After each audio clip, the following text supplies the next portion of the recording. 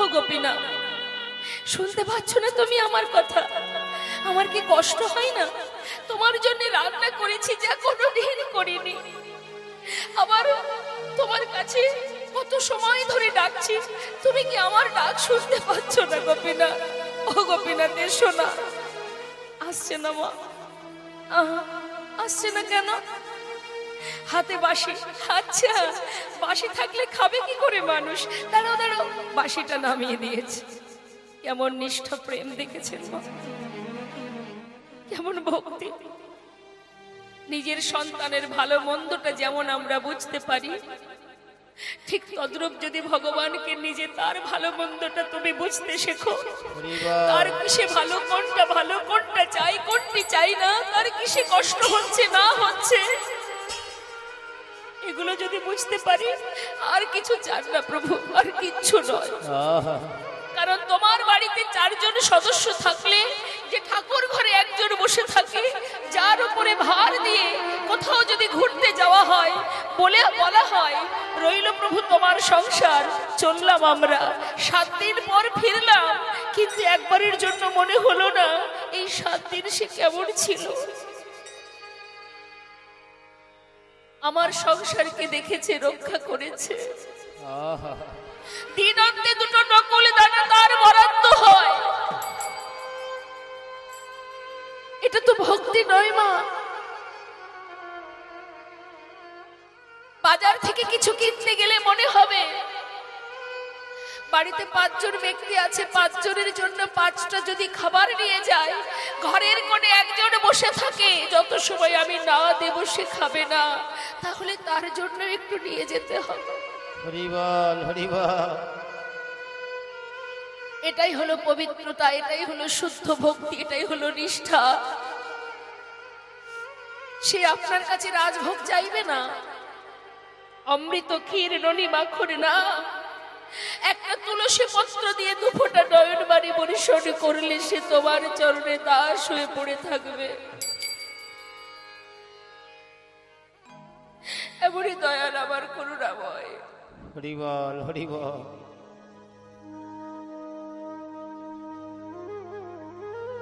ভগবান পাথরের মধ্যে কঠিন শক্ত হয়ে থাকতে পারছে না, মনে মনে চিন্তা করছে, ভক্ত এমন ভাবে পাগলের ন্যায় তুমি আমায় ডাকছো, কিন্তু আমি কি করব, মন চাইলেও যেতে পারছি না।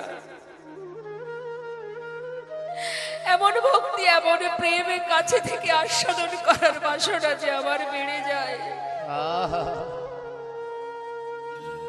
কি করব আমি? ছটফট করছে পাথরের মধ্যে। আর এদিকে বারবার ডাকছে, যত সময় না আসবে, আসবে না, এত করে ডাকছে, তুমি শুনতে পাচ্ছ না? আসবে না তুমি? দাঁড়াও, আমি যখন না খাই, আমার বাবা আমাকে লাঠি নিয়ে লাঠির ভয় দেখিয়ে খাওয়ায়। তুমি কথায় ভালো কথায় যখন এলে না, দাঁড়াও, ছুটে গিয়ে বাইরে খুঁজে খুঁজে একটা লাঠি জোগাড় করেছে। লাঠিটা নিয়ে এসে প্রভুর সামনে ধরেছে। মা, দেখতে পাচ্ছ কি আছে? কত করে ডাকছি তোমার, আমার কথা তুমি শুনতে পাচ্ছ না? দেখো গোপীনাথ, ভালো চাও চলে এসো, না হলে এই লাঠি দিয়ে আজ আমি তোমায় মেরে মেরে নিয়ে আসবো। হরি বল, হরি বল। যেই না লাঠি হাতে শাসন করতে দেখেছে মা,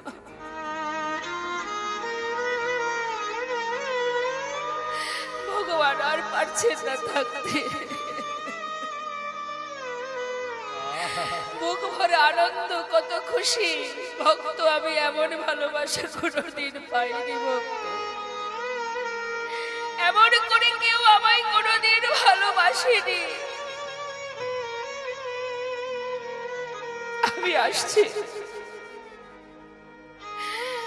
পাথর থেকে সচল মূর্তি ধারণ করে পাতা আসনে এসে বসেছে। মনে মনে ভাবছে, রঘুনন্দন দেখেছো, লাঠির ভয় দেখিয়েছি, ভয় পেয়ে চলে এসেছে। হে নাও। যেই না একটু মুখে দিয়েছে, কেমন হয়েছে গোপীনাথ? ভালো হয়নি তাই না? আমি তো কোনোদিন রান্না করিনি গো, আজই করেছি। ভালো হয়নি বলো? প্রভু চোখের জলে মুখ ভাসিয়ে কাঁদছে ভক্ত।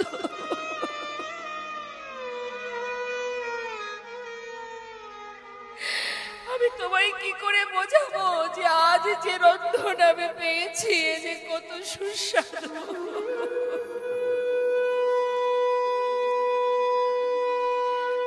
আমি বলে বোঝাতে পারবো না, এই যে আমার কাছে অমৃত। হরিবল হরিবল। ভালোবেসে আমাকে খাওয়াবার জন্য তুমি রান্না করেছো। ভক্ত যদি ভালোবেসে প্রভুর সেবার জন্য রন্ধন করে, সে যে আমার কাছে অমৃতের ন্যায়, এ কি করে খারাপ হতে পারে? মাগো, সামাজিক একটা প্রমাণ বাবা। আপনার বাড়িতে যদি কোনো ব্যক্তি আসে, আপনি যদি ভক্তি ভরে তাকে একটু নুন অন্ন জোঠান, সেই ব্যক্তি কিন্তু আপনার ঘরে সেটাই তৃপ্তি ভরে আস্বাদন করবে। কিন্তু রাজভোগ দিয়ে যদি আপনি তাকে ভালো চোখে না দেখেন, সে কি রাজভোগ খেয়ে খুশি হবে বাবা? হরিবল হরিবল। সবকিছুর আগে ভক্তি মা। সেবা করছে, রঘুনন্দন পাশে দাঁড়িয়ে আছে, আর ভগবান ভক্তের হাতে রান্না পেয়ে আজ ভক্তের ভক্তিতে তিনি পাগল হয়ে সবাইকে ভুলে গিয়ে মনের সুখে সেবা করে যাচ্ছে। প্রায় শেষ, আর নেই। অবশেষে যেটুকু ছিল মুখে তুলতে যাবে, হঠাৎ রঘুনন্দন মাথায় হাত। কি সর্বনাশ! সব খেয়ে নিল গোপীনাথ। আমার জন্য, আমার বাবার জন্য একটুও রাখলো না। ছুটে গিয়ে হাতটা চেপে ধরেছে, গোপীনাথ আর খেও না। এ কি করলে তুমি? আগে তো আসছিলে না, এসেছো ঠিক আছে, খাচ্ছ খাও, তাই বলে একটু রাখবে না? তুমি জানো আমি যা রান্না করেছি সব তোমায় দিয়েছি। আমার জন্য, আমার পিতার জন্য কিচ্ছু রইল না। আমরা কি খাবো বলো? ভক্ত, বহুদিন পর তোমার হাতে রান্না পেয়ে না, আজ না কারোর কথা আমার মনে ছিল না। ঠিক আছে, আমার হাতে যেটুকু আছে এটুকু আমি তোমার জন্য রেখে গেলাম, তুমি খেয়ে নিও। সেটুকু নিজে সেবা করে থালাটা ধুয়ে রেখেছি। যথাসময়ে মুকুন্দ দাস গ্রামের কাজ সেরে ঘরে ফিরেছে। মা ঘরে এসে ডাকছে, রঘুনন্দন সেবা দিয়েছিস? হ্যাঁ। যাক, আমার বড় কাজটা করেছিস। আমি বড় চিন্তায় ছিলাম বাবা। যাক শোন, সারাদিন কোথাও একটু প্রসাদ কপালে জোটেনি, তুই একটু প্রসাদ নিয়ে আয়, আমি হাত পা ধুয়ে একটু প্রসাদ সেবা করি, বড্ড খিদে পেয়েছে। বাবা, আজ কিন্তু আর প্রসাদ নেই। কেন নেই? সবই তো তোমার গোপীনাথ খেয়ে নিচ্ছিল। ভাগ্যিস আমি হাতটা ধরেছিলাম, আমার জন্য এতটুকু রেখেছিল, সেটা আমি খেয়ে নিয়েছি। মুকুন্দ দাস মনে মনে চিন্তা করছি, এটা কি করে হতে পারে? এতদিন তো আমি তাকে সেবা দিচ্ছি, সে তো খায় না। আমার ছেলে কত বড় মিথ্যাবাদী হয়েছে! ছি ছি ছি ছি। পাথরের বিক্রির নামে দোষ দিচ্ছে, যে চলতে পারে না, কথা বলতে পারে না, সে খেয়েছে। এটা কি করে সম্ভব? যার যেমন ভাব তার তো তেমনই লাভ। সে জানে ওটা পাথর, আর ছোট্ট ছেলেটি জানে সে আমার মতো পিতার সন্তান। তাই তার ভক্তির জোরে ভগবানকে কাছে পেল, দেখতে পেল, কিন্তু সে জানে পাথর, তাই তো তার জীবনেও দেখা হলো না। মনের সন্দেহটা মনে রেখে দিলেন। ছেলেকে হাতে নাতে ধরবে বলে পরের দিনে ছেলেকে যাচাই করলেন, পরীক্ষা করলেন। বাবা, তুই তো ভালো সেবা দিতে শিখেছিস, যাক আমার আজও গ্রামে যেতে হবে, তা তুই একটা কাজ কর, আজ আর রান্না করতে হবে না। গোপীনাথ নাড়ু খেতে ভালোবাসে, আমার নাড়ু তৈরি করা আছে, তুই একটু সেবা দিয়ে দিস। বেশ বাবা, চিন্তা করতে হবে না, তুমি যাও। মুকুন্দ দাস কোথাও যায়নি মা। মন্দিরের পিছনে কান পেতে আছে। এটা কিন্তু কোনো গল্প নয়, দর্শন করে আসবেন। আমার ভাগ্যে হয়েছে, আমি দর্শন করে এসেছি বর্ধমানে শ্রীখণ্ডে। কান পেতে আছে যে আমার সন্তান যখন মন্দিরে ভোগ নিবেদন করতে যাবে সেখানে আর কারোর কণ্ঠ শোনা যায় কিনা। এদিকে ছোট্ট বালক পাত্রে নাড়ু সাজিয়ে ঠাকুর ঘরে। গোপীনাথ, বাবা তোমার জন্য নাড়ু পাঠিয়েছে গো, শিগগিরি এসো। জানো বাবা বলল তুমি নাকি নাড়ু খেতে ভালোবাসো। ও গোপীনাথ, আমাকে চিনতে পারছো? কাল এসেছিলাম, আজও এসেছি, আজ কিন্তু আর ডাকতে পারবো না, শিগগিরি চলে এসো। ভগবান কোনো কথা না বলে মা পাথর থেকে সচল রূপ ধারণ করে আসনে এসে বসলেন।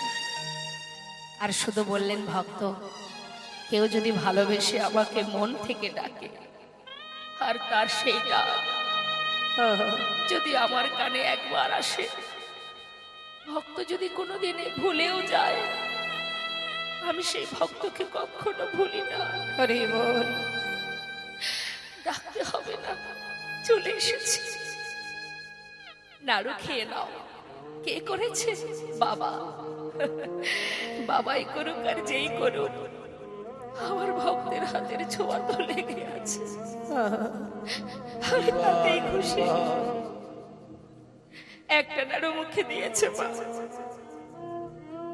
পাশে দাঁড়িয়ে রঘুনন্দন ভাবছে কালকের মতো দাঁড়িয়ে থাকবো, আর যদি সব খেয়ে নেয়।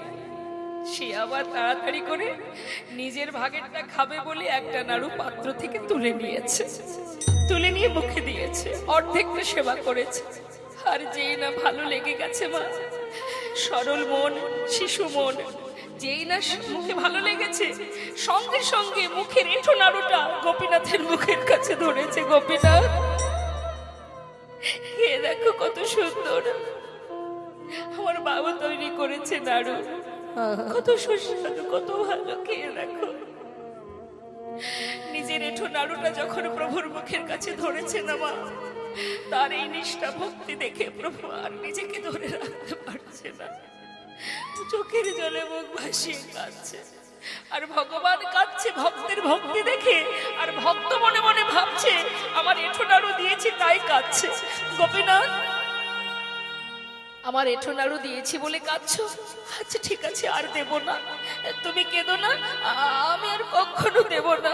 আসলে কি জানো, আমার এত ভালো লেগেছে, আমি আর নিজেকে স্থির রাখতে না পেরে আমার এঁঠো নাড়ুটা ভুল করে তোমার কাছে দিয়েছি। ভগবান বলছে আমি সেজন্য কাঁদছি না ভক্ত, আমি কাঁদছি কেন জানো? এই যে তোমার মুখের এঁঠো নাড়ুটা তুমি আমাকে খাওয়াচ্ছ, তবে কি আমি পারি আমার এই প্রসাদী নাড়ুটা তোমাকে খাওয়িয়ে দিতে? নিশ্চয়, তাহলে এসো, আমি তোমাকে খাওয়াবো, তুমি আমাকে খাওয়াবে। ভগবান তার প্রসাদী নাড়ু খাওয়াচ্ছেন ভক্তের বদনে, আর ভক্ত তার এঁঠো নাড়ু দিচ্ছে ভগবানের বদনে। ভক্ত ভগবানের মধুর মুকুন্দ দাস কান পেতে আছে দেয়ালে। কে? আমার পুত্র ছাড়া আরো যেন কার কণ্ঠ শোনা যায়, তবে কে সে? ছুটে এসে যেই না দরজা খুলেছে, তার আগেই ভগবান অর্ধ নাড়ু হাতে নিয়ে বিগ্রে মিলিত হয়েছে। শুধু দেখতে পেল কি, যার হাতে ছিল বাঁশি, আজ তার হাতে অর্ধ নাড়ু। মুকুন্দ দাস ছুটে গিয়ে নিজের সন্তানের চরণটা জড়িয়ে ধরেছে, পুত্রের চরণে পড়ে চরণ ধরে কাঁদছে, আমায় ক্ষমা করে দে বাবা, ক্ষমা করে দে। আমি তোকে পরীক্ষা করেছি, আমি চিনতে পারিনি। ওরে, এতদিন তাকে আমি সেবা দিয়েছি, কিন্তু আমার সেবা আর তোর সেবা যে পুরোই আলাদা। আমি তাকে সেবা দিয়েছি পাথর ভেবে, তুই সেবা দিয়েছিস নিজের জন ভেবে। তাই তো দেখা পেলি, আমার কাছে আয়, আমার বুকের মাঝে আয়, তোকে একবার জড়িয়ে ধরে আমার অযোগ্য দেহ আমি যোগ্য করি, আমার অযোগ্য আমি যোগ্য করে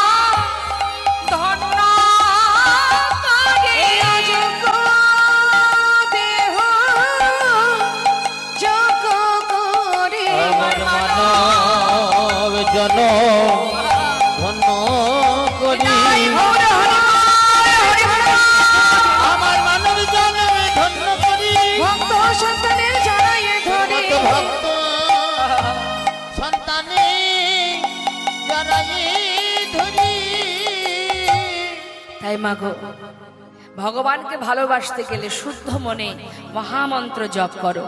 শুনলে মঙ্গল, বললে মঙ্গল। আসুন, এত সময় ছিলাম আমরা গৌর কথার মধ্যে, লীলাটাও আমরা গৌর কথাতেই থাকবো, কিন্তু তার আগে যে পদাবলী শ্রবণ করছি সেই মহাজনের চরণে একবার প্রণাম করে তারপরে আমরা লীলায় প্রবেশ করব। হরিনাম শ্রবণ করলে অজ্ঞানতার অন্ধকার দূর হয়, এটা হচ্ছে সোনার গুণ। শুনলে উপকার, এটা মাথায় রাখবেন। শুনলেও তার একটা ক্রিয়া হয়, শ্রবণ করলে তার ক্রিয়া কেমন মনে করুন, যদি আপনি তেঁতুল সেবা করেন, তেঁতুল খান তো অনেকে, হ্যাঁ, তা তেঁতুল যারা খায় দেখবেন, যারা তেঁতুল ভালোবাসে, তার সামনে গিয়ে কোনো ব্যক্তি যদি তেঁতুলের নাম বারবার করে, তার জিভে জল চলে আসে, আসে না? আপনি বলছেন আর একজনের মুখে জল চলে আসছে জিভে, তার মানে কি আপনার এই যে কথাটা, এই যে শুনছে, শোনা মাত্র তার ইন্দ্রিয় কাজ করছে। অর্থাৎ শ্রবণং মঙ্গলম, শ্রবণ করলেও মঙ্গল। তাহলে শোনার গুণ কি? হরিনাম যদি ইচ্ছায় শোনো অনিচ্ছায় শোনো, তার একটা ক্রিয়া আছে বাবা।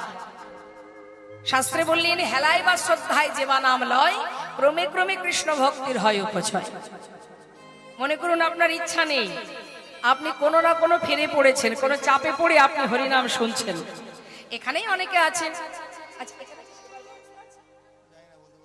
ভক্তরা যে ওঠানামা করছে, বারবার উঠাউঠি করছে, সেবা চলছে, আচ্ছা, হ্যাঁ, তো মা এখানে সব রকমের ভক্ত আছে, কেউ শুনতে এসেছে, কেউ সেবা করতে এসেছে, সবাই সেবা করবে, হ্যাঁ, কিন্তু কেউ লীলা শ্রবণ করবে, আগে পরমাত্মার সেবা করবে, তারপরে জীবাত্মার সেবা হবে। আর ঠিক আছে, সেবা করুন, তবে সেবা করে চলে যাবেন না, কিন্তু চলে গেলে আপনারই লস, আমার কোনো ক্ষতি নেই, হ্যাঁ। কারণ এই যে সেবা, যে অন্ন সেবা আমরা করছি মা, এটা যদি একবেলা নাও করি দুঃখ নেই, কিন্তু হরিনাম কৃষ্ণ নাম শ্রবণের যে সেবা, যে পরমাত্মার সেবা, এই সেবা যদি আমরা এতটুকু যদি বঞ্চিত হয়ে যায়, কারণ আমরা তো মায়ার জীব, সারাদিন মায়ার মধ্যে ডুবে থাকি। ভগবানের কাছে যে কামনা করে সুন্দর দেহটা পেয়েছিলাম, তার সেবা করব, শুধুমাত্র মায়ার সংসারে আবদ্ধ হয়ে হানাহানি মারামারি কাটাকাটি করতে করতে আমাদের সুন্দর কৃষ্ণ বলার বদনটা নষ্ট হয়ে গেছে। পাঁচজন রমণী এক জায়গায় হলে কখনো দেখবেন ভগবানের নাম আলোচনা হয় না, হয় কি? যত রাজ্যের সংসারের আলোচনা, পাড়াপড়শির আলোচনা, কি লাভ সেগুলো করে? তার থেকে যদি দুটো কৃষ্ণ কথা আলোচনা করা হয়, কৃষ্ণ নাম বদনে করা হয়, তাতে কি হয়? পরমার্থিক কৃপা লাভ হয়। কারণ এসেছি যেমন, ফিরতে তো হবেই বাবা, হ্যাঁ, এসেছি মানেই ফিরতে হবে। আর ফিরবো যখন, সেখানে তো একটা বিচারালয় আছে মা, বিচার তো দিতেই হবে আপনাকে। 84 লক্ষ জনী ভ্রমণ করে আপনি মানব দেহটা চেয়েছিলেন, অনেক কষ্ট করেছিলেন আপনি, একবার দুবার নয়।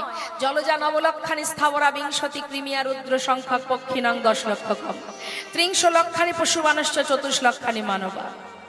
পশুকুল, কীটকুল, পক্ষীকুল, হাতি, ঘোড়া, বাঘ, সিংহ হয়েছেন, কীট পতঙ্গ হয়েছেন, পাখি হয়েছেন, বৃক্ষ হয়েছেন, আর ভগবানের কাছে কেঁদেছেন, হে ভগবান, হে গোবিন্দ, কেন দিচ্ছ পশুকুলে জন্ম, কেন দিয়েছ এই বৃক্ষকুলে জন্ম, যে জন্ম পেলে তোমায় ডাকা যায় না। একদিন দুদিন নয় মা, 80 লক্ষ জনী কীট পতঙ্গ হয়েছি আমরা, কত কষ্ট করেছি আমরা। একটা লক্ষ্য করে দেখবেন, এই যে হরিবাসরের মধ্যে যদি এখন একটা কোনো গরু বা কোনো কুকুর ঢুকে যায়, অনেক জায়গায় হয়, আসরের মধ্যে প্রবেশ করলে কি করে? ভক্তরা তাকে তাড়িয়ে দেয়, তাকে মেরে মেরে তাড়িয়ে দেয়। কেন? তার অধিকার নেই এখানে আসার। ঠাকুর ঘরে যদি কোনো পশু ঢুকে যায়, আমরা সেখানে তাকে কি ভিতরে যেতে দিই? বরং তাকে বাহির করে দিই। অর্থাৎ সেই পশুগুলি যখন আমরা জন্ম পেয়েছি, আমরাও কিন্তু ভগবানের সেবা করতে পারিনি। কিন্তু একজন মানুষ যদি মন্দিরে যায়, তাকে সাদরে গ্রহণ করে, তাহলে দুর্লভ জনম, মানব জনম কেন? যে জনম পেলে অনায়াসে ভগবান কৃপা লাভ করা যায়। কত সহজ উপায় আমাদের, শুধুমাত্র ভক্তি ভরে হৃদয় দিয়ে ভালোবাসো। কি হবে মা? আজ আছি, একটু পরে তো নাও থাকতে পারি। বিচার যদি হয়, বলো মানব কুলে জনম পেয়ে কি করেছো? কি বলবো আমরা? বলার কিছু তৈরি তো করতে হবে, না হলে বলবোটা কি? আজকে এই হরিবাসরে যদি আপনারা 3 ঘন্টা হরিনাম শ্রবণ করেন, এই যে চরমতম সেবা মা, ভগবত সেবা, এটা ভালো না লাগলেও বসতে হবে। কেন জানেন? যদি মনে হয় যে ভালো লাগছে না, কষ্ট হচ্ছে শরীরে, হোক কষ্ট, শরীরে কষ্ট হচ্ছে, এ চিরকালের জন্য যতদিন বেঁচে থাকবো ততদিন আমাদের শরীরে নানাবিধ সমস্যা আসবে। এই দেহটা আমার নয়। এর জন্য যতই আমরা ভাবি না কেন, সময়ের সাথে সাথে এও আমাকে ছেড়ে চলে যাবে। তাহলে যত সময় পারবো আমরা যদি ভগবত কথা শ্রবণ করতে পারি, একবার তো তাকে বলতে পারবো যে আমরা সাধু বাজারে বসে হরিনাম আস্বাদন করেছি, প্রভুর নাম করেছি, ভাগবত কথা শ্রবণ করেছি। মহাজন বললেন, পুনঃ পুনঃ ঘষণে সুগন্ধি চন্দনে, পুনঃ পুনঃ পুড়াইলে উজ্জ্বল কাঞ্চন, পুনঃ পুনঃ জনমে ধর্মে হয় রতি, পুনঃ পুনঃ সাধনে অধমে পায় গতি। অত সহজ নয় মা। ভজন করতে গেলে শুধু অর্থ দিয়েও হয় না। ভজন করতে গেলে হাতে জপের মালা নিয়ে কপালে তিলক করে ভগবানকে 5 বার সেবা দিলেও হয় না। অত সস্তা নয় ভক্ত হওয়া। আবার কোনো কিছু না হলেও ভগবানের ভক্ত হওয়া যায়। এখানে এমনও কোনো ভক্ত আছে যার কপালে তিলক নেই, হাতে জপের মালা নেই, কিন্তু দিন অন্তে সে কোনো দিন ভগবানের স্মরণ না করে বিছানায় চোখের পাতা বন্ধ করেন না। এমনও কোনো ভক্ত আছে। তাই ভক্ত যদি হতে হয় মা, অন্তর থেকে হতে হবে। তার একটা সুন্দর প্রমাণ আপনাদেরকে একটু শোনাবো, একটু মন দিয়ে শুনবেন। শুনলে আপনাদেরই কল্যাণ হবে, আপনাদেরই মঙ্গল হবে, তাই না? আপনাদের আশীর্বাদ যদি আমি মাথায় পাই, তাতে যেমন আমার লাভ, তেমন যদি ভগবত কথা শ্রবণ করে আপনাদের এতটুকু চিত্ত শুদ্ধ হয়, তাতে আপনাদেরই লাভ। কি বলছে মা? এক ভক্তের কথা বলব।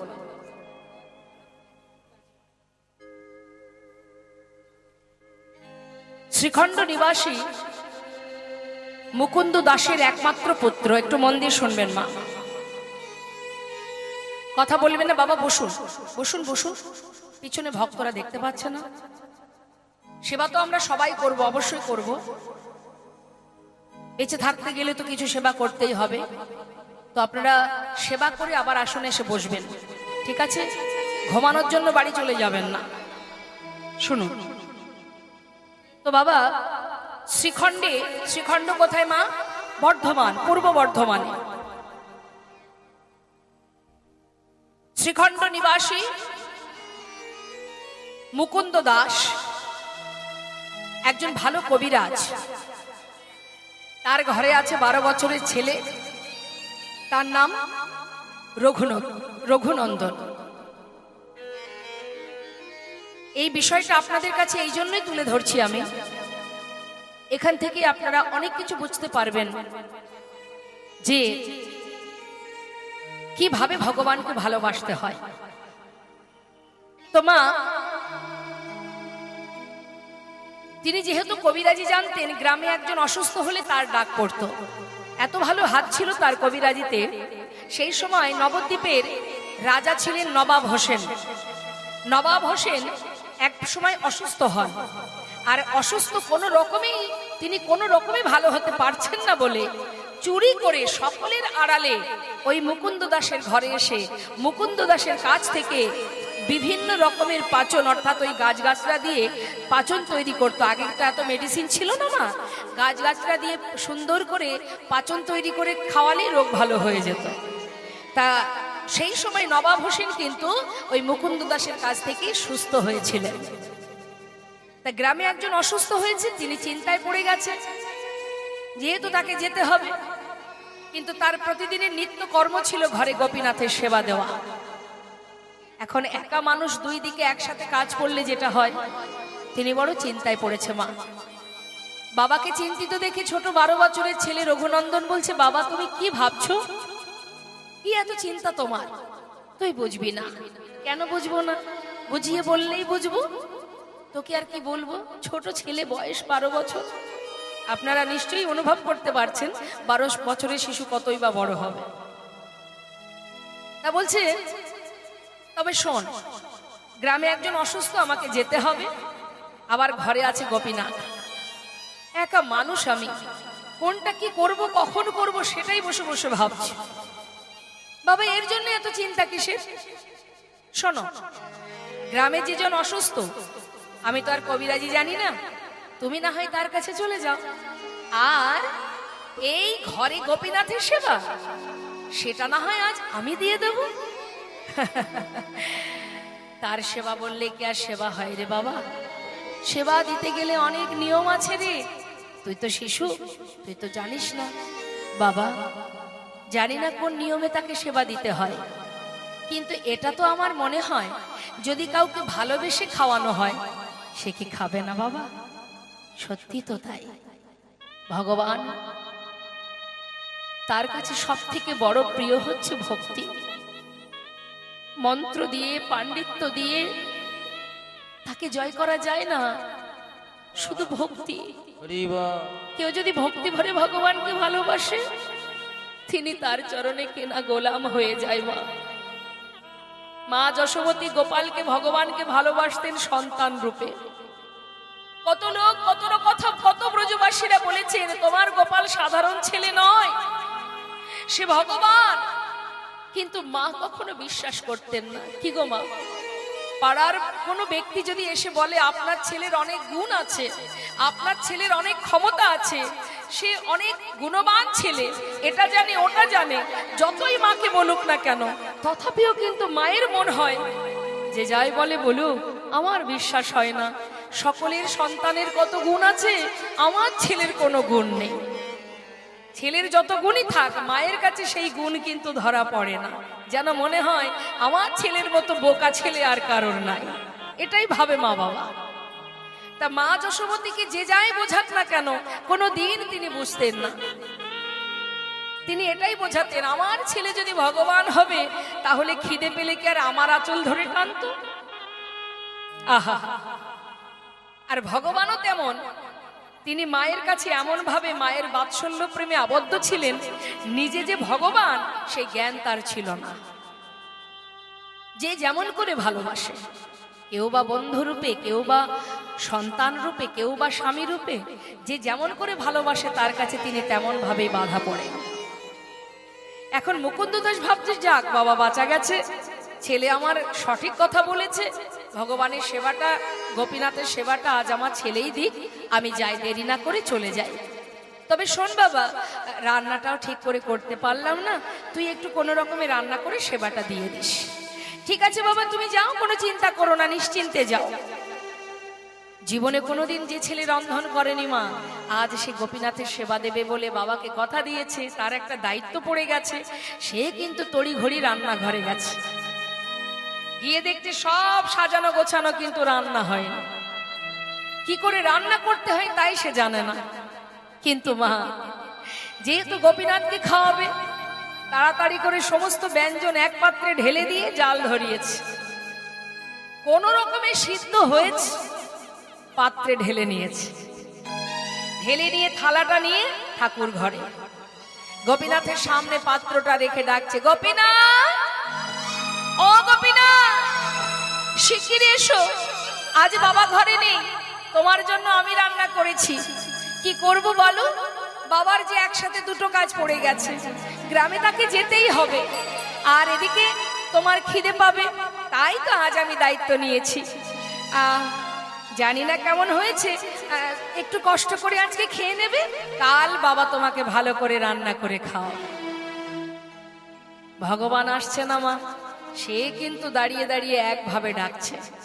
সে কি জানে, আমি যেমন বাবার সন্তান, গোপীনাথও তো আমার বাবার সন্তান। কারণ বাবা যেমন আমাকে খাওয়ায়, গোপীনাথকেও প্রতিদিন খেতে দেয়, তার মানে সেও বাবার সন্তান। তাহলে গোপীনাথ আসবে না কেন? বাবা আসেনি বলে দাঁড়িয়ে দাঁড়িয়ে বলছে, ও গোপীনাথ, তুমি আসবে না? বাবা আসেনি বলে আসবে না?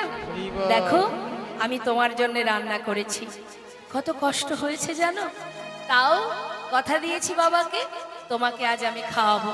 এসো না ও গোপীনাথ, একটু এসো, একটু তো খাও, না হলে বাবা যে বকবে আমায়। এসো না গোপীনাথ, কাতর সুরে ডেকে যাচ্ছে। এসো গোপীনাথ এসো। আসছে না, কেন আসছে না? আমার কি কোনো ভুল হলো? চারিদিকে দেখছি, আরে বুঝেছি বুঝেছি, তুমি কেন আসছো না বুঝেছি। দাঁড়াও, দরজাটা বন্ধ করে দিয়েছি। দেখেছি বাবা প্রতিদিন দরজা বন্ধ করে তোমাকে খেতে দেয়। দরজাটা বন্ধ করে আসি। দাঁড়াও, দরজা বন্ধ করে এসে বলছে দেখো বন্ধ করেছি, এবার এসো, তাড়াতাড়ি এসো। পদাবলীর দিকে আমাদের একটু মন দিতে হবে মা। শ্রী গৌরাঙ্গের দুটি পদ যার ধন সম্পদ সে জানে ভকতি রসসার।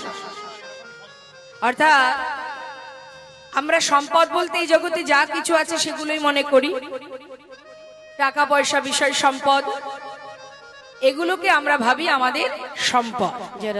কিন্তু সত্যি কি এগুলো আমাদের সম্পদ? একবার গভীরভাবে একটা জায়গায় বসে নিজেকে নিজে প্রশ্ন করবেন, জিজ্ঞাসা করবেন যে আমি কে, কি আমার পরিচয়, আমি কি করছি, কি করা উচিত আমার, এগুলো মনে মনে নিজেকে জিজ্ঞাসা করবেন। শাস্ত্রে বললেন মানি কি तरंग को मार लो बस हो गया भजन, आदत बुरी सुधार लो बस हो गया भजन, आए हो तुम कहां से और जाओगे कहां, इतना दिल विचार लो बस हो गया भजन।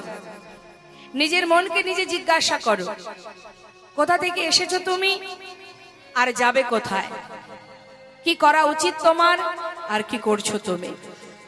এই প্রশ্ন জিজ্ঞাসা করেছিলেন একজন বাবা। সে হচ্ছে ষড়গোস্বামীর মধ্যে একজন গোস্বামী, যার নাম সনাতন গোস্বামী। এই সনাতন গোস্বামী মস্ত বড় জমিদার ছিলেন। আমার দিকে তাকান, কোনো দিকে মাথা ঘোরাবেন না। আপনারা যে জন্য এখানে বসে আছেন সেই দিকে মন দিতে হবে।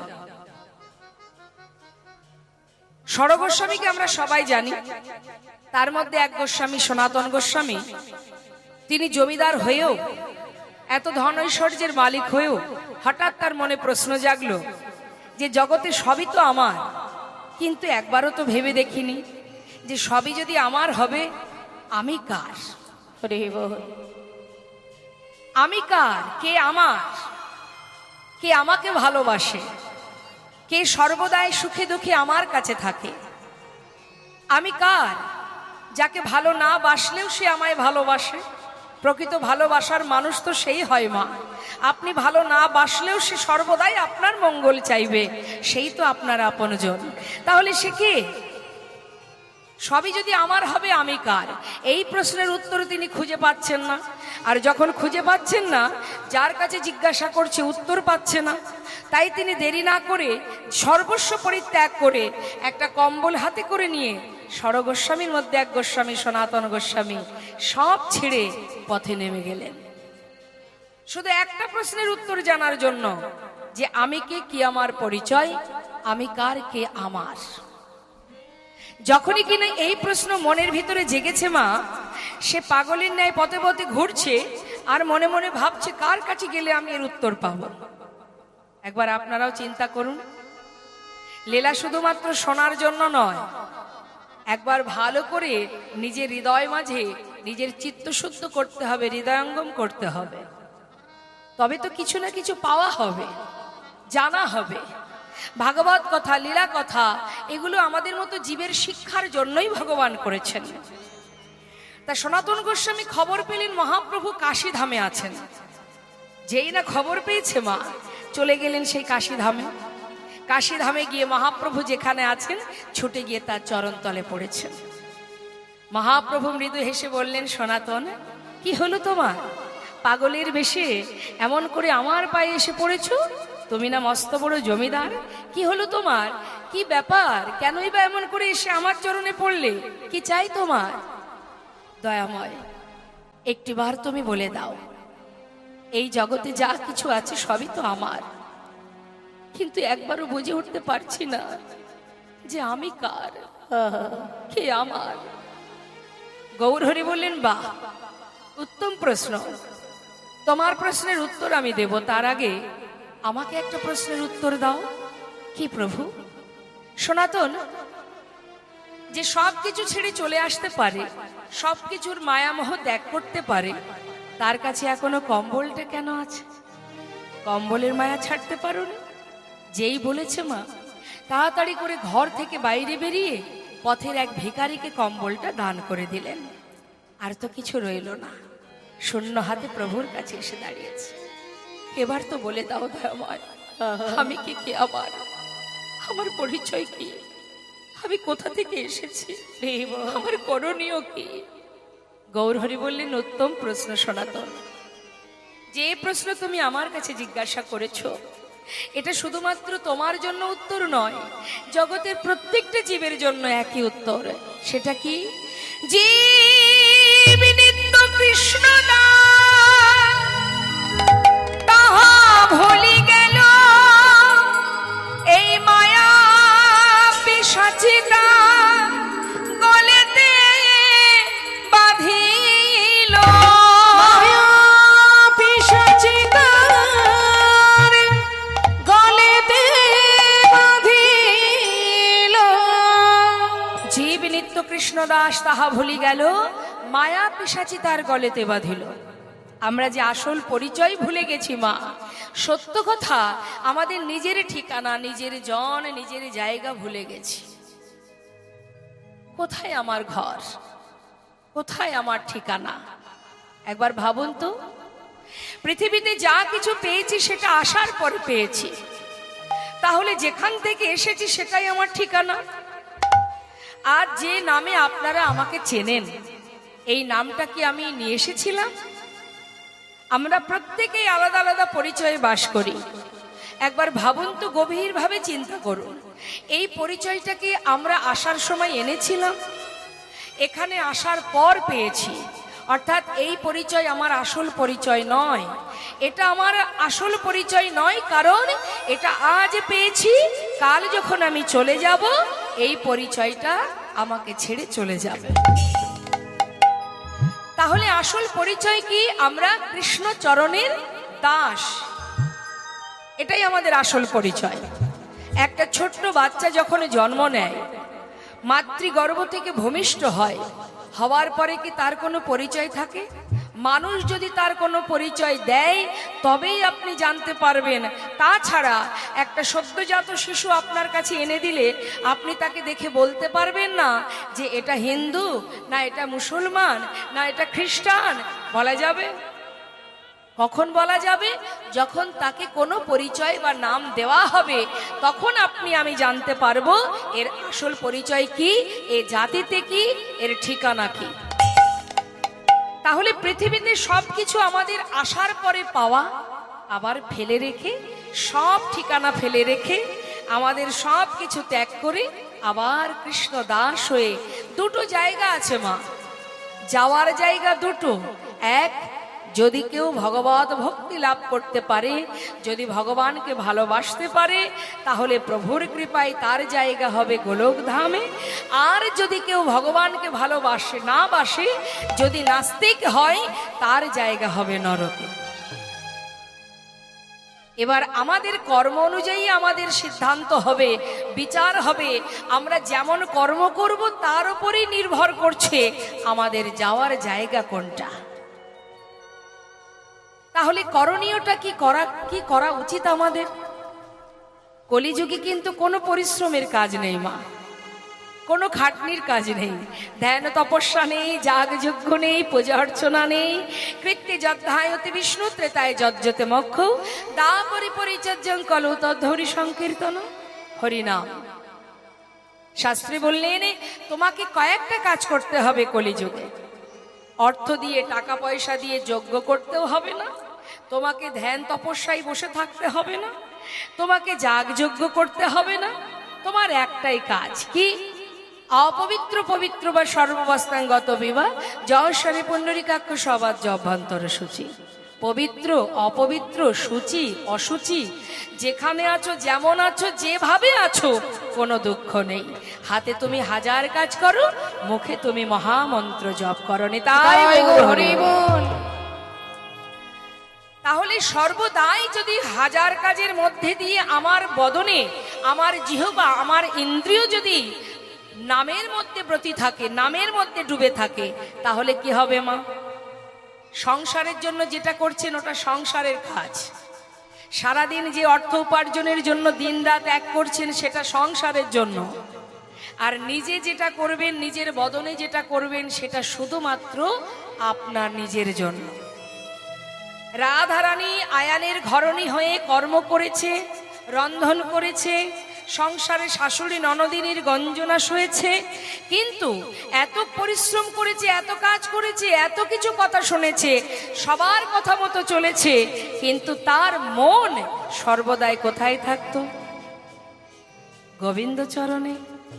তিনি শিখিয়ে দিলেন যে কোনো অজুহাত নয়, এই সমাজে মনুষ্যকুলে জন্ম পেয়েছো, তুমি যদি তোমার কর্ম না করে কোনো অজুহাত দেখাও, তার জন্য কেউ তোমার ভাগীদার হবে না। তোমার কর্ম যদি তুমি সঠিক করতে পারো, তোমার জায়গায় তুমি পৌঁছে যাবে, কারোর জন্য তোমাকে সেখানে পাঠাবে না। সংসারের জন্য করছো, পরিবার তোমাকে গোলক ধামে দেবে না, তোমার কর্ম, তোমার ভজন, তোমার সাধনা তোমাকে সেই পথে নিয়ে যাবে। এর ভাগ তো কেউ দিতে পারবে না মা। অবশ্যই আপনি আপনার সংসারের প্রতি দায়ী দায়িত্ব পালন করবেন, কিন্তু মুখ এই যে বদন, অন্যান্য যুগে যে খাটনি করতে হতো মা, যে কর্ম আমাদের করতে হতো, মনে করুন ইষ্টদেবকে যদি লাভ করার ইচ্ছা মনে জাগে, তাকে যজ্ঞ করতে হতো। ইষ্টদেবকে যদি লাভ করার ইচ্ছা জাগে, তাকে ধ্যান করে, যদি ধ্যানে প্রভু সন্তুষ্ট হতেন তবে এসে দেখা দিতেন, তাহলে কত কষ্ট করতে হতো। আর কলিযুগে নাম ছাড়া কলিজীবের নাহি আর ধর্ম, সর্বধর্ম সার নামেই শাস্ত্র মন। হরিনাম করো, পথে যাচ্ছ, একা একা চলছো, মনে মনে ভাবছো আমার পাশে কেউ নেই, এ কথাটা কখনো ভাববে না। তোমার পাশে কেউ নেই, তুমি জেনে রাখবে যার কেউ নেই তার ভগবান আছে, আর তিনি সর্বক্ষণ আছে, সর্বদাই আছে। শুধু তুমি একবার নিজের মনকে জিজ্ঞাসা করে দেখো, দিব্য দৃষ্টি দিয়ে চেয়ে দেখো, কারণ রক্ষা করার মালিক কিন্তু মা একজনই আছে জগতে। আপনি যদি মনে করেন আপনার পরিবার আপনাকে রক্ষা করবে, এই ধারণাটা সম্পূর্ণ ভুলে যান, এই চিন্তাটাই ভুলে যান। কেন বলছি? তার প্রমাণ মহাভারত। মাতা দ্রৌপদীর যখন বস্ত্রহরণ হয়েছিল, ওই রাজসভাতে সবাই ছিলেন তো, সবই তো তার আপনজন। পঞ্চস্বামী ছিলেন, 5 স্বামী। ধৃতরাষ্ট্র ছিলেন, দ্রোণাচার্য ছিলেন, ভীষ্ম ছিলেন, তাই তো, বিদুর ছিলেন, আরো অনেকে ছিলেন। একবার বলুন তো মা, সতী রমণী মাতা দ্রৌপদী নিজের সম্মান, নিজের নারীত্ব, নিজের মর্যাদা রক্ষা করার জন্য কারোর কাছে সাহায্য পেয়েছিল? কেউ কি তার কাছে ছুটে এসেছিল? অন্যের কথা বাদ দিলাম, নিজের যে 5 স্বামী, পঞ্চ পাণ্ডব, তারাও তো তার স্ত্রীর মান মর্যাদা রক্ষার জন্য এগিয়ে আসেনি। সকলের পায়ে ধরেছিলেন, সকলের কাছে কেঁদেছিলেন। যখন তার বস্ত্র ধরে আছে, বস্ত্র ধরে টানবে দুঃশাসন, সেই সময় মাতা দ্রৌপদী সেই বস্ত্রটাকে টেনে ধরে সবার পায়ে পড়েছিলেন, কেউ আসেনি মা। যখন তিনি দেখলেন কেউ তো আমায় রক্ষা করলো না, কেউ তো আমার মান রক্ষা করলো না, এখন উপায়, অবশেষে নিজের হাত ছেড়ে দিয়ে 2টি বাহু তুলে চিৎকার করে ডেকেছিলেন, হে কৃষ্ণ, তুমি করুণাময়, করুণা করো, তুমি করুণাময়, করুণা করো। একবার কৃষ্ণ নামে যত পাপ হরে, জীবের সাধ্য নেই, জীব তত পাপ করে। যদি ডাকার মতো তুমি ডাকতে পারো ভগবানকে, এক ডাকে যদি সেই ডাক তার কানে একবার পৌঁছে যায় মা, তুমি যেখানে থাকবে, যে প্রান্তে থাকবে, যখন তুমি তাকে স্মরণ করবে, তোমার সমস্ত বিপদ থেকে সে রক্ষা করবে। হাজার হাজার বস্ত্র ধারণ করিয়েছিলেন, দুঃশাসন সারা জীবন ধরে টানলেও কোনোদিন ফুরাতো না। তাই বাবা, তিনিই আছেন যিনি আমাদের সর্বদাই রক্ষা করে চলেছেন। সমাজ তোমায় ভুলে গেলেও একজন ভুলবে না, যিনি সর্বদাই তোমাকে দেখছে, রক্ষা করে আছে, যিনি পাঠিয়েছে ধরাতে, তিনি যত সময় পর্যন্ত তোমাকে না নেবেন তত সময় তার চিন্তা দূরীভূত হবে না। আমরা দেখার নয়ন নেই, তাই দেখতে পাই না। কৃষ্ণ মহাজন বললেন, কিচ্ছু নয়, তোমরা এক কাজ করো, শুধুমাত্র গৌর চরণকে নিজের সম্পদ মনে করো, এই জগতের সব কিছুকে ভুলে যাও, এটা আজ আছে কাল থাকবে না। আমার আগে আমার পিতা ছিলেন এই সম্পদের মালিক, তিনি নেই বলে আজ আমি হয়েছি, আবার আমি যখন থাকবো না আবার কেউ একজন সেই আসনে বসবে, তাহলে জগতে আমার বলতে কিছুই নেই, দেহটাও আমার নয়। তাহলে আমার বলতে শুধুমাত্র কি, যেখান থেকে আসা, ঠিকানাটা কোথায়? ভগবানের রাঙা চরণ তলে, সেটাই আমাদের জায়গা, কারণ আমরা তারই অংশ, তারই শক্তি, আমরা সাক্ষাৎ, আমরা চেতনা। তাই বাবা, আজ বৈষ্ণব মহাজন বললেন, ভগবানের চরণকে নিজের জায়গা, নিজের ঠিকানা ভাবো, আর মুখে হরি নাম করো, আর দুফোঁটা নয়ন বাড়ি বরিশন করো। কাঁদতে যদি হয় নিজের জন্য কাঁদো, সংসারের জন্য নয়। নিজের জন্য কাঁদো, যে কথা দিয়ে এসেছিলাম সে কথা রাখতে পারিনি প্রভু, তাই তোমার চরণে জানিয়ে রাখি, আমার হাজার অপরাধ দূরীভূত করে কৃপা করে তুমি তোমার চরণে আমাকে ঠাঁই দিও। বৈষ্ণব মহাজন বললেন, মুখে হরিনাম গাও, হরিনাম শ্রবণ করো, সাধু সঙ্গ করো। নাম গাইলে কি হবে, নাম শুনলে কি হবে? শুনুন, আমরা একটা একটা করে শুনবো। কি বলছে মহাজন? যদি কেউ হরিনাম শোনে তার কি উপকার? শ্রী গৌরাঙ্গের মধুর লীলা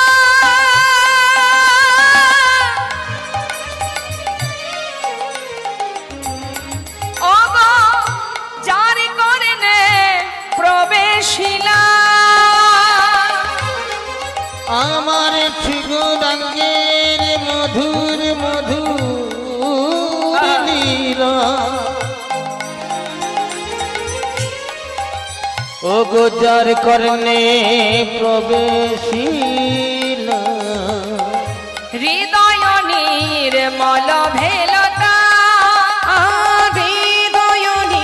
হৃদয় নির্মল ভেলতা, অজ্ঞান ধারে যায় গো দূরে, অজ্ঞান ধার জয় গো দূরে, যে জন হরি নাম শ্রবণ করে, ও তার অজ্ঞান ধার যায় গো দূরে।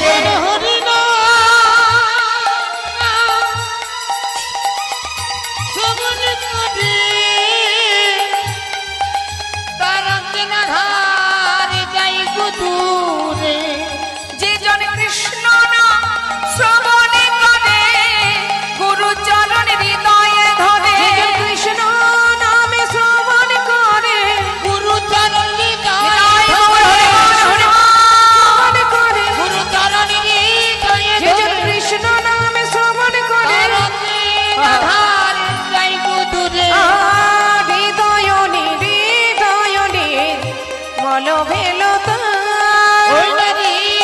নির্মল ভেলতা, কি বলেন মা?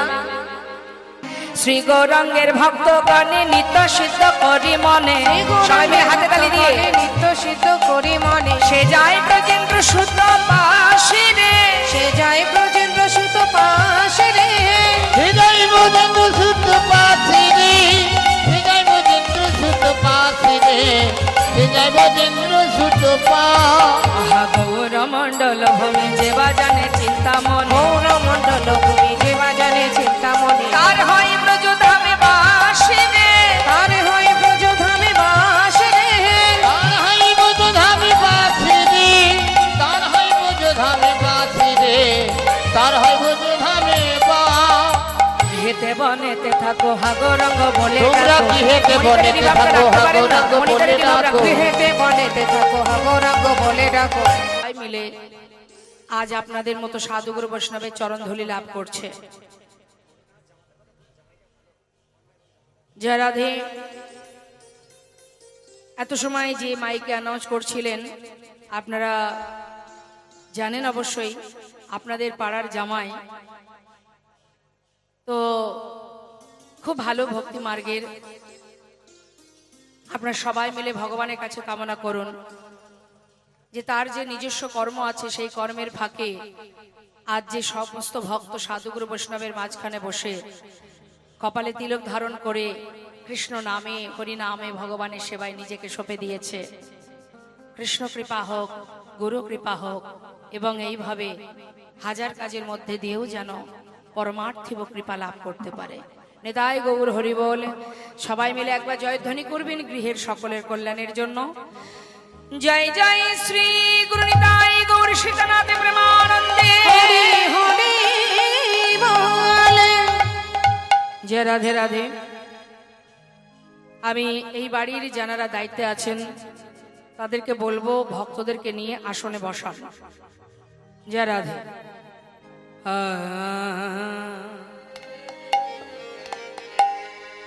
তো আমাদের শ্রদ্ধেয় দাদা ভাইয়ের মনে অনেক ইচ্ছা, এক বছরের নয় বহু বছরের ইচ্ছা। জানি না, আমি তো সাধারণ জীব মাত্র। সেই পরমেশ্বর ভগবান অনন্ত কোটি বিশ্ব ব্রহ্মাণ্ডের মালিক যিনি, তার মহিমা বলা বা আপনাদের মতো ভক্ত সম্মুখে দাঁড়িয়ে সেই মহিমা বর্ণনা করা এমন সামর্থ্য বা সেই ভজন সাধন আমার নেই। তথাপিও ভক্তের কৃপা থাকলে অসাধ্য সাধন হয়। তাই আপনাদের মতো ভক্ত চরণে নিবেদন, আপনারা নিজ চরণধলির কিঞ্চিত অংশে অধমার মস্তকে দিয়ে যদি আশীর্বাদ করেন তবেই হয়তো কৃষ্ণ কথা হরি কথা বলা আমার দ্বারা সম্ভব হবে। কারণ ভগবান বলেছেন, আমা হতে আমার নাম বড়, নামের চেয়ে আমার ভক্ত বড়। আর তার থেকে বড় কি?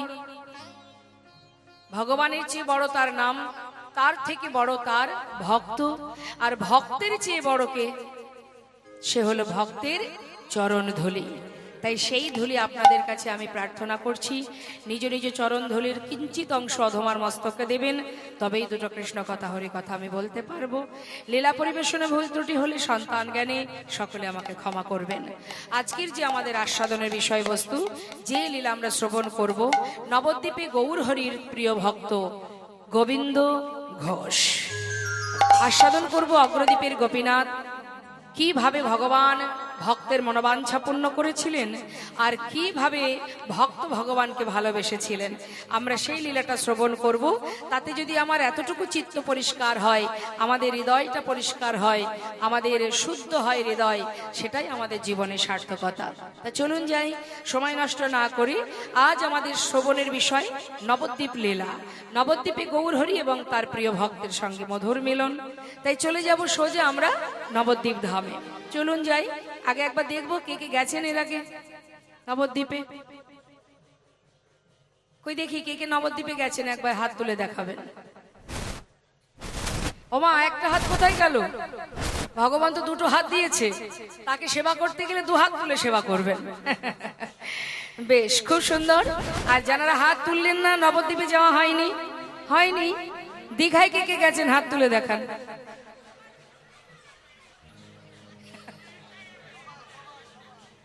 বাবা বাবা, হ্যাঁ, ওই নোনা জলে স্নান করেছেন কাছাকাছি বলে?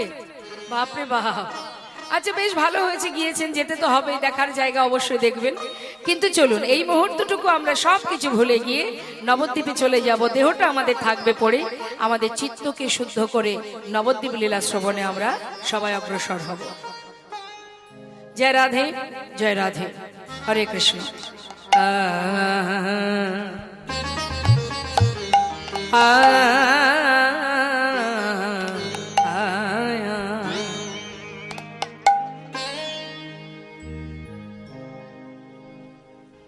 শ্রী গৌরঙ্গের দুটি পদ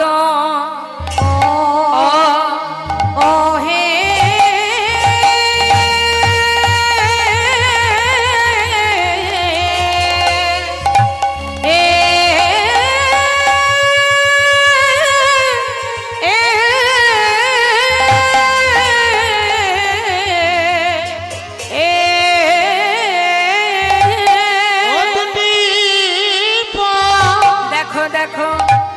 প্রভুর কি না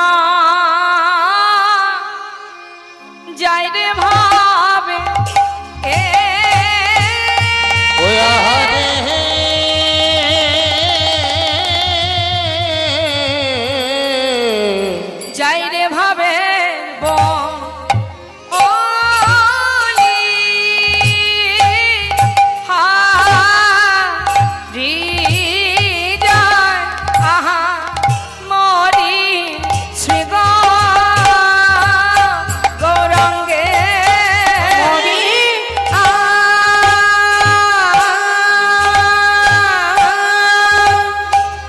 হরি বল। আহায়া, আহারে, এ, দেখো যায়, যায় রে ভাবে,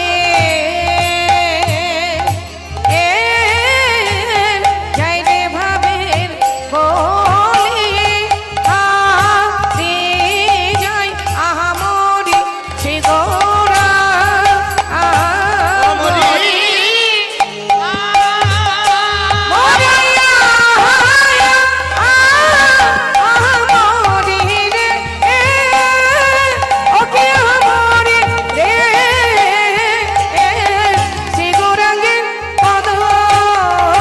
ওকিয়া আহা মরি রে, ওকিয়া মরি রে, শ্রী গৌরাঙ্গের পদ। ওকিয়া মরি রে,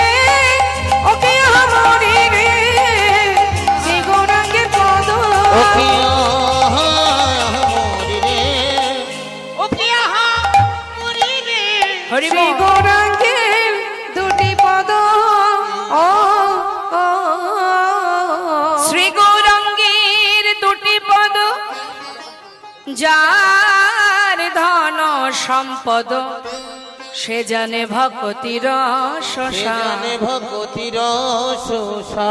হরে কৃষ্ণ। ঠাকুর নরোত্তম দাসের এই পদাবলী শ্রবণ করলাম। চলে যাব আমরা লীলা কথায়, তবে তার আগে নবদ্বীপে যাব আমরা সবাই উলুধ্বনি হরিধ্বনি করে। জয় রাধেশ্যাম জনিতা জয় বল। চলুন একবার দুটি বাহু তুলে সবাই মিলে হরিনাম মহামন্ত্র জপ করতে করতে নবদ্বীপ ধামে। হ্যাঁ, সবাই মহামন্ত্র জপ করব। সবাই গাইবেন তো আমার সঙ্গে? আমি গাইবো, আমার শেষ হলে আপনারা গাইবেন। আমাদেরকে হাত তুলুন।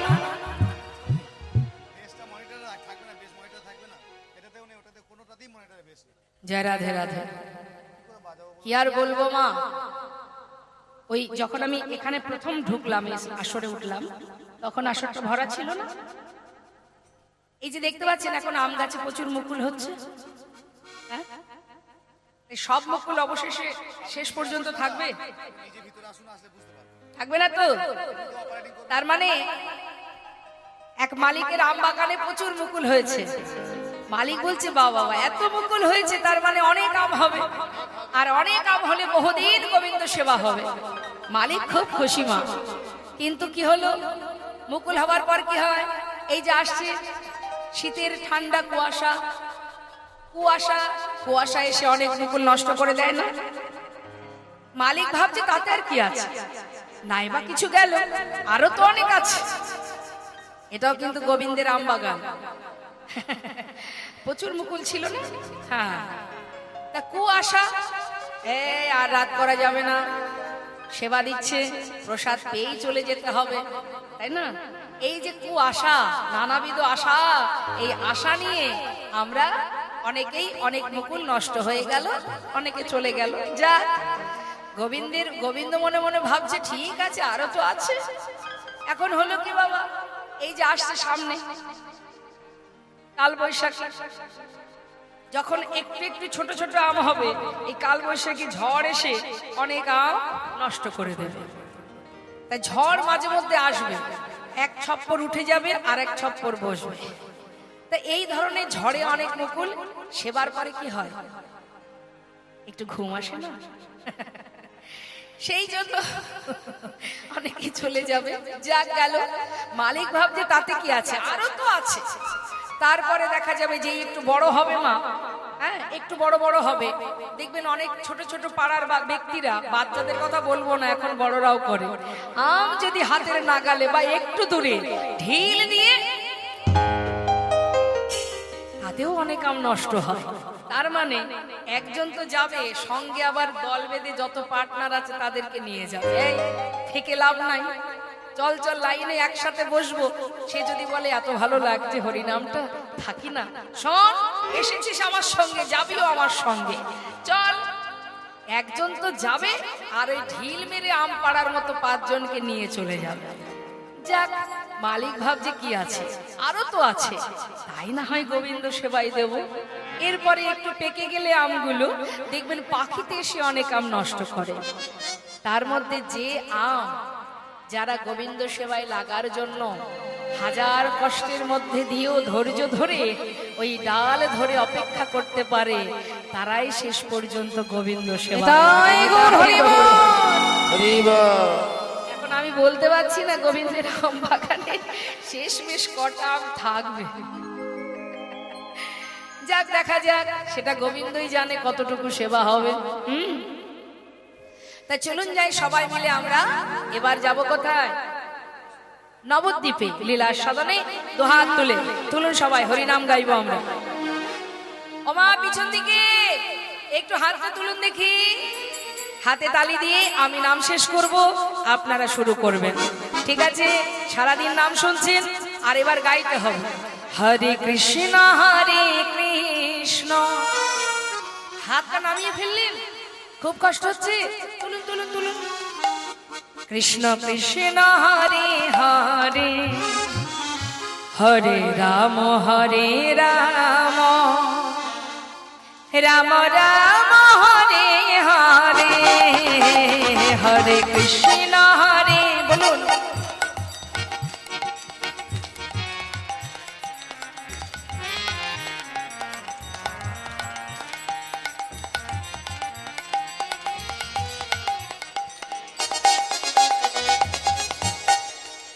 খিদে পেয়েছে,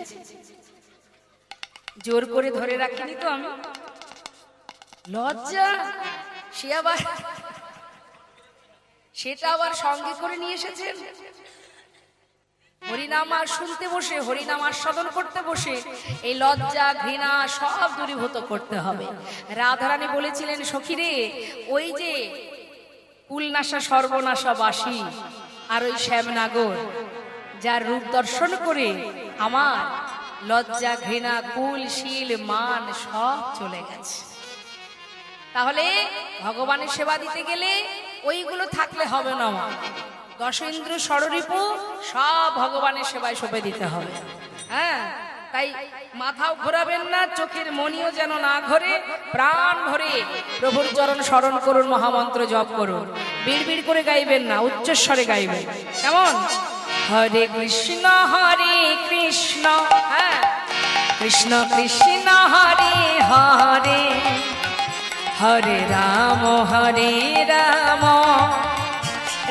রাম হরে হরে, হরে কৃষ্ণ হরে।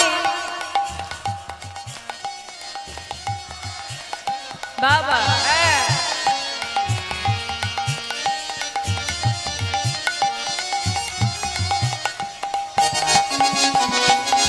হরে কৃষ্ণ কৃষ্ণ কৃষ্ণ হরে হরে, হরে রাম রাম রাম হরে হরে, হরে কৃষ্ণ।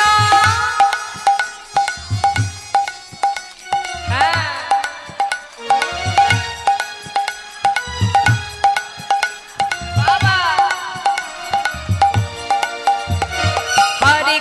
হরে কৃষ্ণ কৃষ্ণ কৃষ্ণ হরে হরে, হরে রাম রাম রাম হরে হরে কৃষ্ণ কৃষ্ণ কৃষ্ণ হরে হরে, হরে রাম রাম রাম হরে হরে, হরে কৃষ্ণ কৃষ্ণ কৃষ্ণ হরে হরে, হরে রাম রাম রাম হরে হরে, হরে কৃষ্ণ কৃষ্ণ কৃষ্ণ কৃষ্ণ হরে হরে, হরে রাম রাম রাম হরে হরে, কৃষ্ণ হরে নিতাই গৌর হরে বল, হরে বল। হরে রাম রাম রাম হরে হরে, হরে কৃষ্ণ কৃষ্ণ কৃষ্ণ হরে হরে, হরে রাম রাম রাম হরে হরে। হরি বল নিতাই গৌর হরি বল। নবদ্বীপ ধাম কি, গৌর সুন্দর কি, পঞ্চতত্ত্ব কি, গঙ্গা মা কি, জয়। নিতাই গৌর হরি বল হরি বল। যখনই হরিনাম হবে উচ্চ স্বরে হরিনাম করবেন, যখনই জয়ধ্বনি হবে উচ্চস্বরে করবেন। এগুলো গোবিন্দের সংসারে কাজ, যা করছেন সেগুলো ভূতের কাজ। সংসারে যেগুলো করছেন, শাস্ত্রে বললেন মানুষ আকার হইলে কি হয়, করহ ভূতের কাম, তা না হইলে কখনো কি বলহ গোবিন্দ নাম। অর্থাৎ এই সংসার আজও থাকবে, আমি চলে গেলেও থাকবে, আমি আসার আগেও ছিল। অর্থাৎ গোবিন্দের সংসারে যে যা কর্ম করবেন সেটা তার জন্য থাকবে।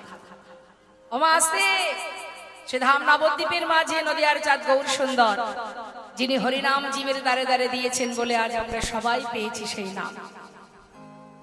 গৌর হরির কৃপায় পেয়েছি, রাধা গোবিন্দের মধুর মধুর লীলা শ্রবণ করতে পারছি। প্রভু যদি না জানাতেন, যদি গৌর না হইতো কেমনে হইতো, কেমনে ধরিতাম দে রাধার মহিমা প্রেম রসসীমা জগতে জানাতো। তার কৃপায় আমরা সব পেয়েছি। আর সেই করুণাময় গৌর সুন্দর একবার নয়, যুগে যুগে এসেছেন ধর্মকে রক্ষা করার জন্য। যদা যদা হি ধর্মস্য গ্লানি, যখনই ধর্মের গ্লানি হয়েছে তখনই তিনি এই ভারতবর্ষে এসেছেন। একবার নয়, 4 বার। সাধুদেরকে পরিত্রাণ করেছেন, দুষ্টকে নাশ করেছেন, ধর্মকে রক্ষা করেছেন, সবকিছু ভুলে গিয়ে জীবের কল্যাণের জন্য। একবার ভেবে দেখুন, বৃন্দাবনে কৃষ্ণ অবতারে মা যশোমতীর কাছে কতদিন ছিলেন? জন্মানোর আগেই তার পিতা মাতাকে কারাগারে বন্দী করে দিল। কংসের কারাগারে যতদিন গোবিন্দ না এসেছেন ততদিন মা বাবা কারাগারে আবদ্ধ ছিলেন। যেই না ভূমিষ্ঠ হলো, মায়ের স্তনদুগ্ধ পেল না, মাথায় করে নিয়ে গোকুলে দিয়ে এলেন। সেখানে গিয়ে মা যশোমতীকে মাতৃরূপে পেলেন। পাওয়ার পরেও বাবা সেখানেও গোবিন্দের শান্তি নাই। কংস মহারাজ এক এক সময় এক একজনকে পাঠিয়ে তাকে বধ করার চেষ্টা করলেন। অবশেষে দেরি না করে অক্রূরকে দিয়ে রথ পাঠিয়ে দিলেন, 2 ভাইকে ধরে নিয়ে এসো, প্রাণে মারবে। সেখানে কংসকে বধ করলেন, আর কোনোদিন বৃন্দাবনে ফিরলেন না। রাজনীতি বিদ্যা শিখে চলে গেলেন দ্বারকায়, রাজা হলেন। আর সেখানেই তার লীলা সমাপ্ত করলেন। তারপর শেষ হয়ে গেল। তাহলে মা গোবিন্দ নিজের কল্যাণের জন্য কুরুক্ষেত্রের যুদ্ধ, জীবের কল্যাণের জন্য ধর্মকে রক্ষা করা। তাই তো কুরুক্ষেত্রের যুদ্ধকে বলা হয় ধর্মযুদ্ধ। যে নিজের মাতা পিতা বন্ধু সখা সবাইকে ছেড়ে জীবের কল্যাণের জন্য তিনি এই সুন্দর লীলা করেছিলেন। তাই মা করুণাময় গৌর সুন্দর নবদ্বীপের মাঝে হরিনাম করতেন বলে সেই সময়ের বড় বড় ব্রাহ্মণ পণ্ডিতরা নিমায়ের হরিনাম বন্ধ করার চেষ্টা করতেন, কিন্তু প্রভু কোনো বাধাকেই বাধা ভাবেননি। তিনি নাম প্রচারে নবদ্বীপ ছেড়ে নবদ্বীপে ঘাটে মাঠে সব জায়গায় হরিনাম দিতে দিতে অবশেষে তিনি নিজে সন্ন্যাসী হয়ে এবার নানা তীর্থ ভ্রমণ করছেন আর নাম প্রচার করছেন। মা সচিমাতা নিমাইকে সন্ন্যাসী হতে দেখে নিমাইকে আদেশ করেছিলেন, বাবা তুমি যখন সন্ন্যাসী হয়েছো তোমাকে আর ঘরে ধরে রাখতে পারবো না, তাই তুমি যদি যেতে চাও বৃন্দাবনে নয় নীলাচলে বাস করো। তাই মায়ের কথা মতো মহাপ্রভু গিয়েছিলেন নীলাচলে। প্রতিদিন সকাল হতে না হতেই, ভোর হতে না হতেই জগন্নাথ মন্দিরের সামনে দাঁড়িয়ে জগন্নাথ দর্শন করতেন। নিতাই গৌর হরি বল। বাবা মহাপ্রভু যেখানে দাঁড়িয়ে জগন্নাথ দেখতেন, প্রভু মানে জগন্নাথ মন্দিরের সামনে একটা স্তম্ভ আছে, গরুর স্তম্ভ, সেটাকে জড়িয়ে ধরে প্রভু আমার প্রভাত কালে জগন্নাথ দেখতেন। আর ওই গরুর স্তম্ভটা জড়িয়ে ধরলে ওই সোজা জগন্নাথকেই দেখা যায়। প্রতিদিন দেখতেন আর চোখের জলে বুক ভাসিয়ে কাঁদতেন। বাইরে এক জগন্নাথ, ভিতরে আর এক জগন্নাথ। আপনি আচরি ধর্ম জীবকে শেখায়, নিজে আচরণ করে জীবকে শিক্ষা দিতেন। হে জীব, কখনো নদিয়ার চাঁদ আমার গৌর হরি বলেনি যে তোমরা আমার নাম করো, 2 হাত তুলে হা গৌর গৌর বলো, বলেছে?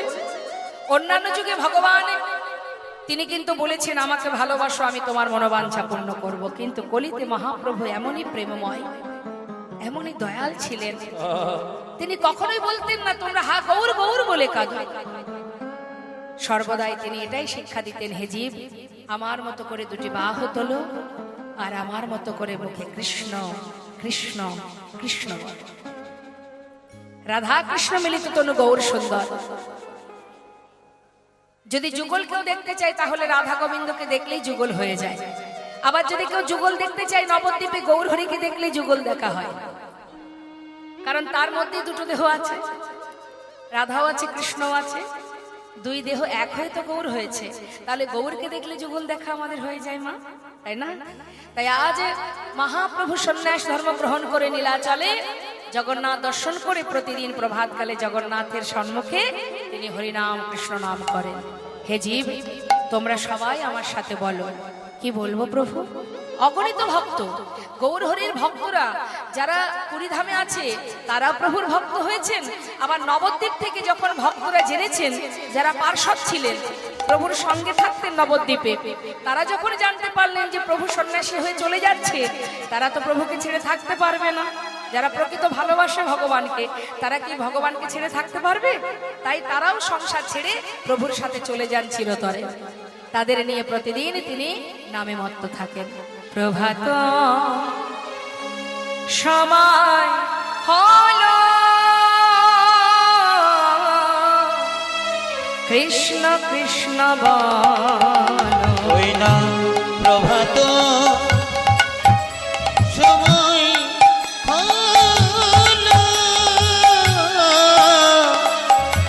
কৃষ্ণ কৃষ্ণ বলো, কৃষ্ণ ভজ কৃষ্ণ চিন্ত, কৃষ্ণ নামে করো সার, নাম বিনা কলি জীবে গতি নাহি আর। কৃষ্ণ ভজ কৃষ্ণ চিন্ত, কৃষ্ণ নাম করো সার, নাম বিনা কলি জীবে গতি নাহি আর। ভগজি নাম সেই কৃষ্ণ ভজ নিষ্ঠা করি, নামের সহিতে আছে আপনি শ্রী হরি।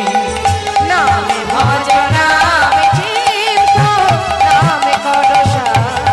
হরি বল হরি বল হরি বল হরি বল।